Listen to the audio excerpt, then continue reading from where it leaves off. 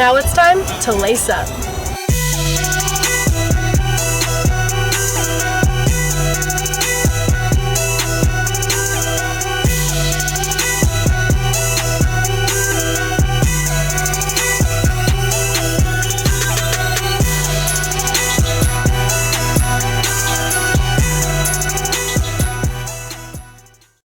Good evening and welcome to the second episode of Laced Up. I'm Rachel Hallam, joined today by Terah Barrio and Angel Cooper. Now, for those of you who do not know, this show is completely ran by women from the ground up. Still to this day, women are underlooked and underrepresented in the sports industry, but we are here to change the game. Recently, an Olympic gold medalist, Simone Biles, has been making history not only for women in sports, but she is now the most decorated gymnast, male or female, with 25 medals. After her 25th medal, Biles knew she was on to something. Biles says, "If I say I'm the best gymnast there is, oh, she's cocky. Look at her now." No, the facts are literally on paper. I think it's important to teach young girls that. Yeah, Simone Biles is right. I mean, she is an amazing athlete. She has the medals to prove to it. And, you know, as of a couple weeks ago, she did just get her 5th all-around world championship medal. So, I mean, no other gymnast has ever accomplished what she has. Yeah, she's been having an incredible week. I mean, going there and getting as many medals as she possibly can. She's setting records. She's doing amazing, and she's putting a foot in the door for other women to come and do the things that she's doing too. I totally agree, and she's only 22 years old. Yeah. Like, that's insane. Mm-hmm. Yeah, she's also made history by adding 2 more Biles to her routine.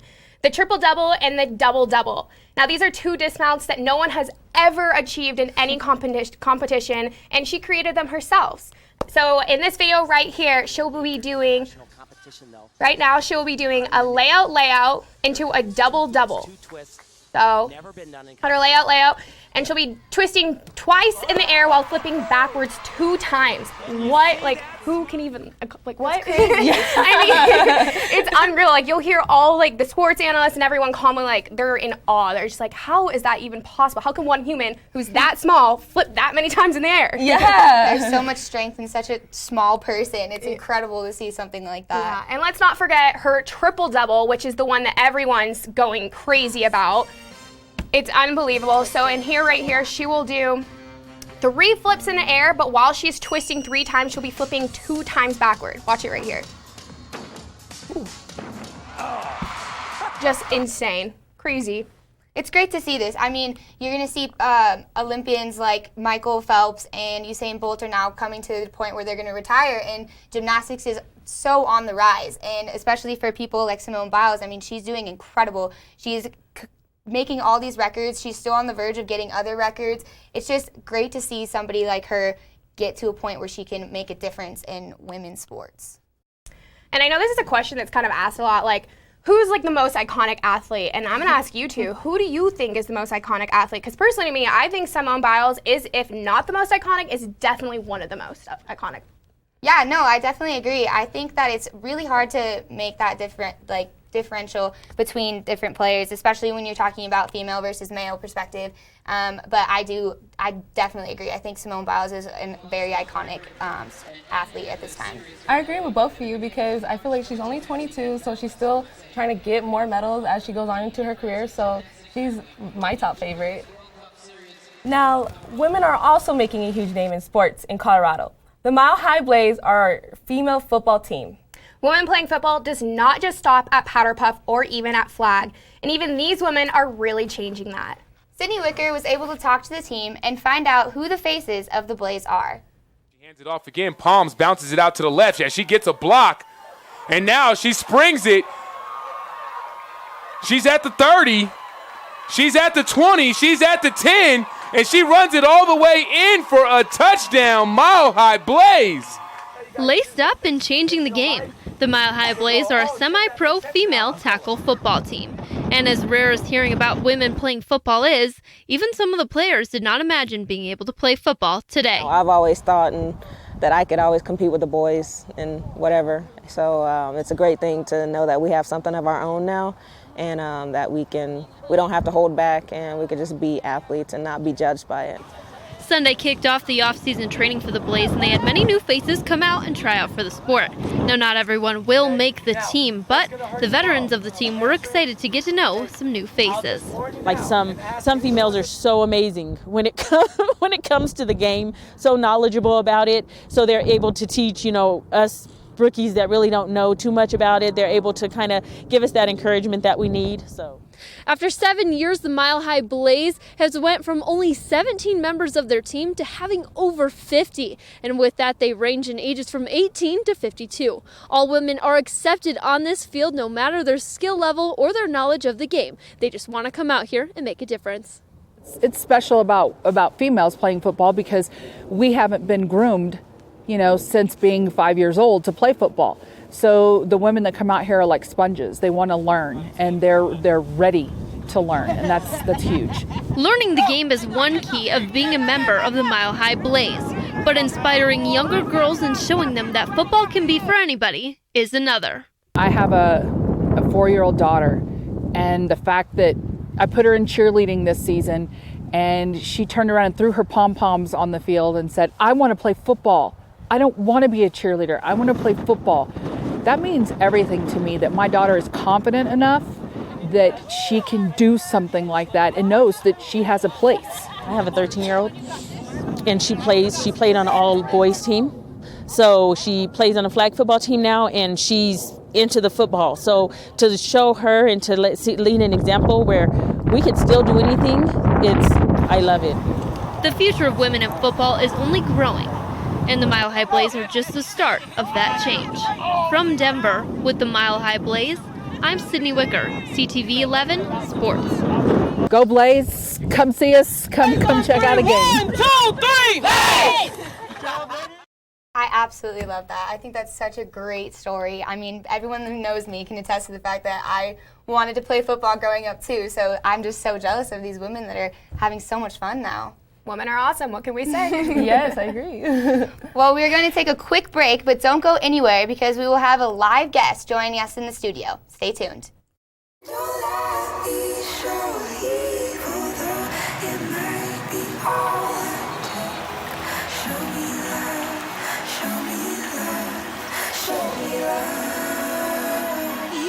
I got a crick in my neck, limp in my step, cramping in my muscles every time I try to flex. But I was scared of. Very sad, no more love. All that I could do was remember you. You know I usually say no, but if you're throwing love off the way some more.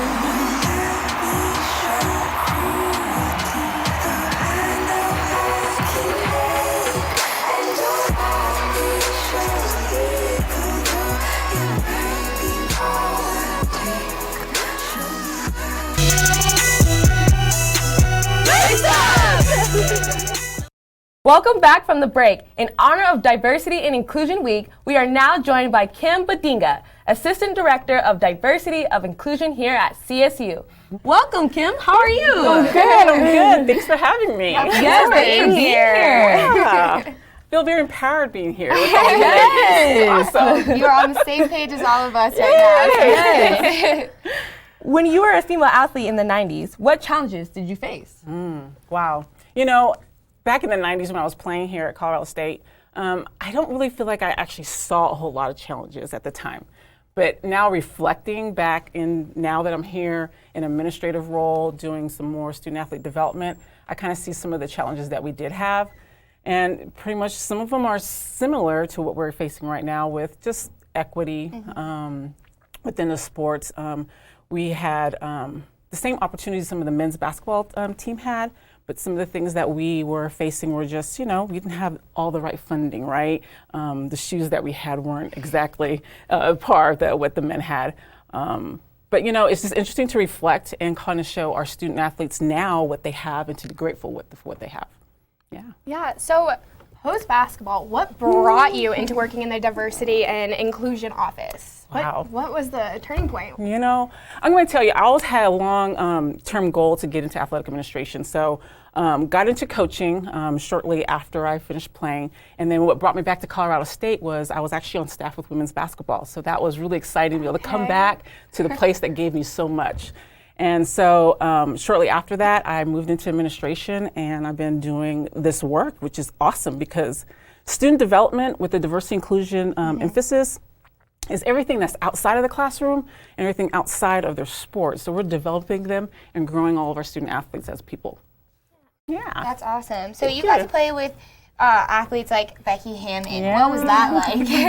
Obviously awesome. It was awesome. But, you know, nothing short of Becky Hammond. I was amongst a great group of young ladies. To name a few is Zenere Antoine, who's actually the head coach at Texas State. Katie Cronin, who's here locally as well. I see her quite often, and she's killing it in the IT world. And Jackie Morgan as well. So, I mean, and that's not even naming all of them. I can name all of them, but, you know, it was a lot of fun. You know, I didn't know I was going to be playing with a superstar. But at the time, you know, we had a lot of great cohesion, a great team chemistry, and honestly, we really just cared about one another, and it just shined on the floor. Yeah, and going off of what you just said, like you're proud of all these teammates that you played with. What does that mean to you? Like looking back and just seeing how like Becky Hammond is now an assistant coach for the Spurs. Like you have all these teammates who are in such like a men like dominant like field. So what does that mean to you? Gosh, I'm pumped. I'm psyched every day, right? You know, I feel like it's there, it's live, it's real, it's tangible. And also when days that you feel not so good that you're like you kind of hang your heads down and you're not quite sure.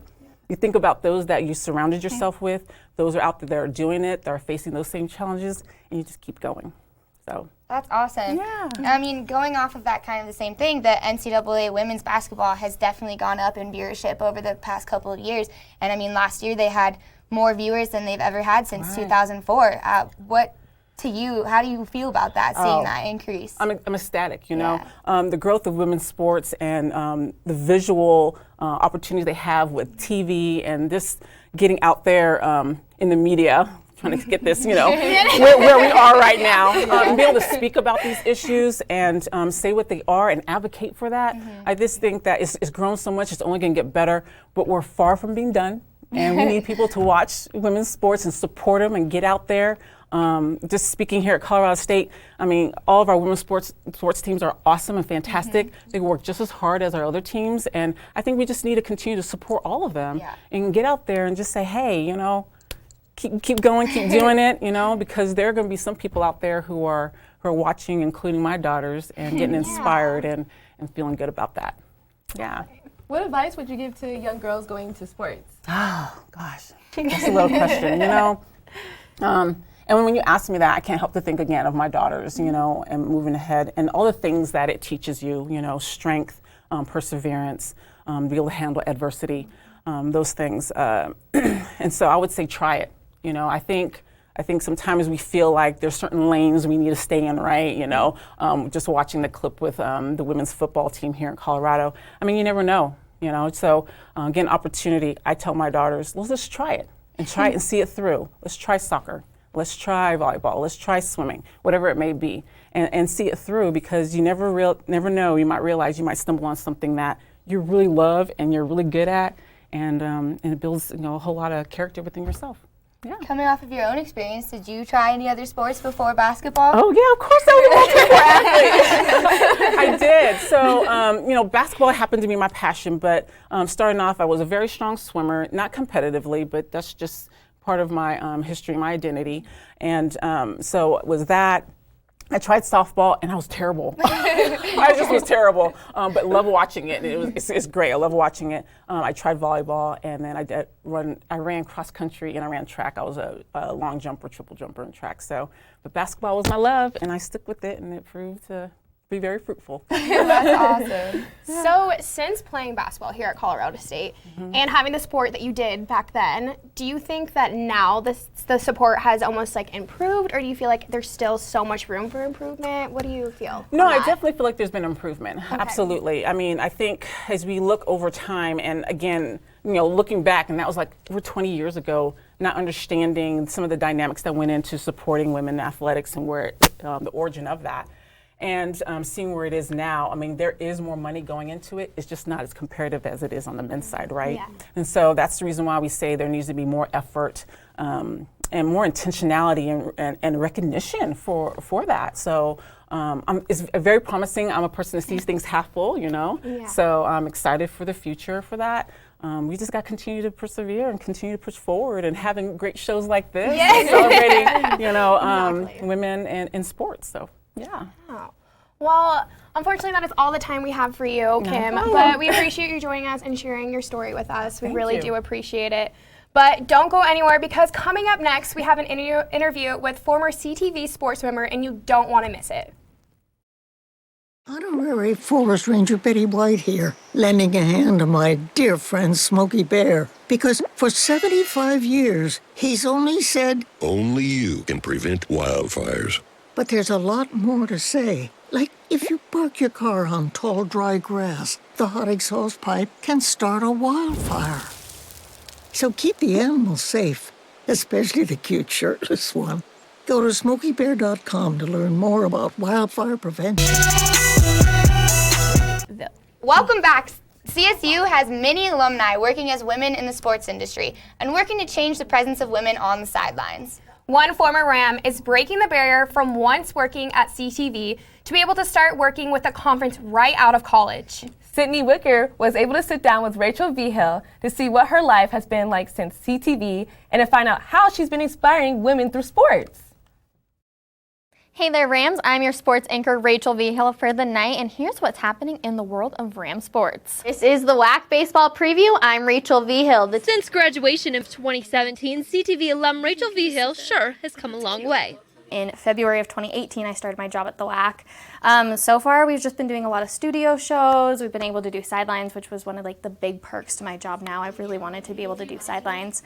I've been able to freelance with Altitude TV, who covers the Nuggets and Avs and everything. And then I started up my blog too. I needed kind of another creative outlet, which was exciting. And then just kind of live life.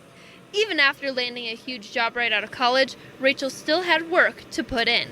People are watching Erin Andrews every single weekend, and then they watch you and you're like, oh, I think I did well, but other people don't. And so it was that kind of reality where I was like, I have a lot to work on. One step to improving was working with NFL Fox Sports reporter Laura Oakman. Oakman owns Galvanize, an organization for female sports reporters, and works to bring women together. Laura's work has only inspired Rachel to do the same. The way she brings women together, I think there's a big idea that women don't like each other in sports, and that's actually not true at all. Yes, there is some competition, but I feel like most of the women you meet are so supportive of one another. We're like, oh, love your shirt, nice hairdo today, keep going. And I mean, you get on Twitter nowadays, and my entire timeline is women supporting women. Yeah, and I think one way that you're really inspiring women on your own is through your blog that you have. Sports and Stilettos? Sports and Stilettos, yes. So what was the idea for that? I want to be the girl that started a blog, the girl that was the influencer, that stereotype. So it was quiet for a really long time. Probably about a year, I would say, that it was really just on the download. It was kind of during my free time. I was like, yeah, whatever. Yeah. And then in February, I started the Instagram that went with the account. And since then, I've been able to grow with 3,000 other women. The whole reason I started it was guys always told me that you couldn't love sports and fashion. And I was like, that's not true. I love sports. I love fashion. Why is that such a big thing? And I was like, you know what? Screw it. I'm going to be different. That's one thing that's going to help me stand out from people, is having a different kind of creative outlet with the blog. Rachel has also started to incorporate videos into her blog and Instagram as well. One vlog started out as a bet with her boyfriend. Yeah, there was no way he could dress her better. And I was the one getting frustrated because he picked out the black turtleneck top, and I was like, oh, this is so cute. Wait a second. I was like, I want that now. And then I found my dress, and he was like, I really like this skirt. And then he did a great job. He won. It was 98% or something to 2 on both of my accounts. And I was like, are you freaking kidding? My boyfriend just dressed me better, and everybody agreed. As Rachel continues to inspire women through Sports and Stilettos, she has some advice for women in the sports industry. Be you. Honestly, it's so easy to get caught up in dyeing your hair, making sure your nails are done, dressing well, etc. But however you feel comfortable, do it. From Denver, I'm Sydney Wicker, CTV 11 Sports. I actually knew Rachel when I first transferred here from Seattle, and she, funny story, is actually the reason that I joined student media and CTV. She helped me with my first stand-up and took me to my first like football game, and it was honestly like she's an amazing woman, and I look up to her so much.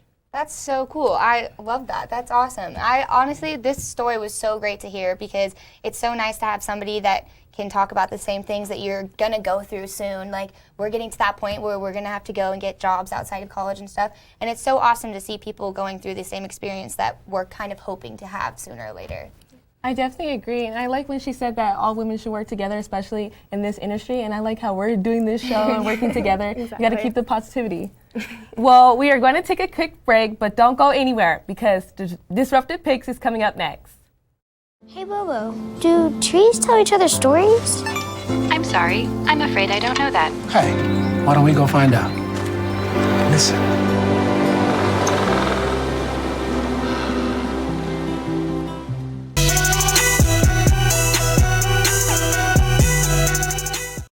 Welcome back from the break. It is now time for Disrupted Picks. For those of you who don't know, we discuss some of the biggest conversations in sports. And before we get started, we sent Laced Up member Emily Pisque to see what students had to say first. I'm here on campus asking students if Michael Porter Jr. is going to be a standout this year. I actually do think he will live up to his name. He's a great talent, has a lot of talent, great player, very strong, very athletic. I honestly think he could run for Rookie of the Year or be a candidate this year.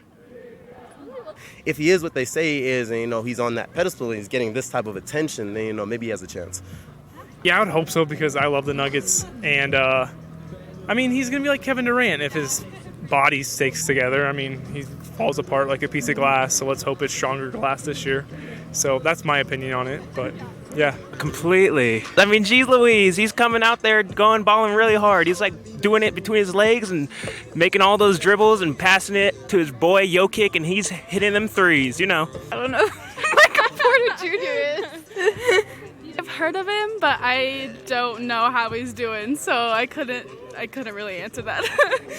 We watch more hockey than basketball. Yeah. I don't know who that is. Well, watching that, I was actually kind of surprised that people don't know who Michael Porter is. I know, you'd be surprised when you say some names and everyone's just like, I'm sorry, what? And they're like deer in the headlights. Yeah, I definitely think that that's true too. But for his sake, it's kind of different because he has been injured a lot, so there's not really been much talk about him. But in the preseason, he's been doing really well on offense. He's been proving people wrong because people actually doubted him from all his injuries that he has. So I'm really happy to see that he's playing tonight, and I can't wait to see what stats he's going to put up.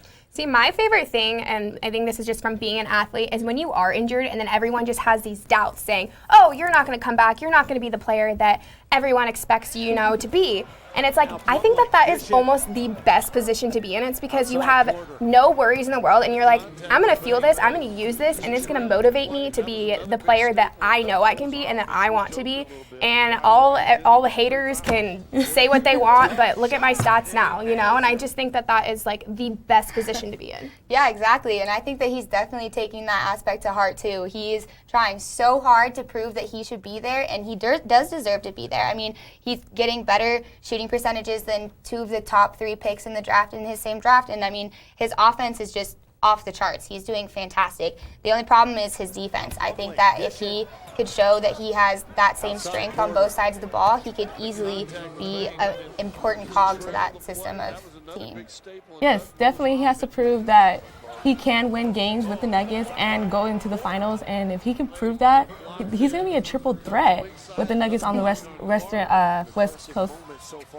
Yeah, exactly. And I like how you mentioned the defense, because I personally think that he can be a dominant player in this league, not end up being potentially one of the best players in the NBA, eventually. He's young, obviously he has so much time to grow. But, once he figures out the Nuggets defense, I genuinely think, Nikola Jokic, Jamal Murray, putting them all together, having that team, I think the Nuggets have a really big shot this year. They went far last year, but I think that they have a huge shot this year as well. Yeah, definitely. His coach is saying the exact same thing that you're saying too. I think, or that we're all saying, he just needs to focus on that defense and get stronger in that position, and I think that he'll just be an incredible threat on that team. Yes. Well, before we get into our second pick, we have to hear what students had to think. I'm now going to be asking students if they know what is going on with the NBA in China and asking if there should be a line drawn between sports and politics. I don't know. I think the players as individuals definitely have the right to like say whatever they think about it. As like a whole, the NBA as an organization, I don't really know. I'd have to learn a little bit more about it, but... They shut down, or they completely wiped all information of the NBA after the Houston Rockets manager said something. Yeah, he posted that picture about support Hong Kong on Twitter, and they cut him off. I don't think they should be involved at all. Sports is like a hobby and a pastime. Yeah, same. I think like sports is entertainment, and so there should be that whole like just separate line of sports and then politics. Like it's not the same thing. Do you think sports allowed? Well then. I don't know how I feel about those comments. I mean, yeah, it's entertainment for the people that are watching it, but at the same time, these are these players' livelihood. Like, they're making money off of this. They're going through with the passion that they have, and I don't know if I necessarily agree with the fact that they shouldn't be able to speak their mind. Yeah, I mean, that's going off that question. I mean, where do we draw the line between sports and with politics? And I don't know, personally for me, I think if you're going at it in a way that's not, so bad or just so like, I don't even, like influential or something, but like I'll use the Colin Kaepernick situation. Like, he had a platform and what he was using for that platform, and I know a lot of people have their opinions on it and they all have their doubts saying, this is disrespecting America and disrespecting this. But I think from what his side is he was just trying to, protest like the police brutality, which was the main thing at stake. And I think a lot of people weren't like really understanding what that was at the time. Yeah. So personally for me, I don't think that they should be separated. I mean, there is definitely a line where you should draw, and there are certain things you shouldn't say if you don't know what you're talking about. But, I mean, if you have the platform and you're going to do it in a respectful way, do it. Say it. You have all these people who are influenced by you, who look up to you. So if you have an opinion, I think that you should be able to say what you feel. Yeah, I agree. I don't think there should be a line in between entertainment and politics because, it's definitely, like, these professional athletes, they have a platform and they should be able to have their voice heard, and not having their voice heard and just having them just do entertainment.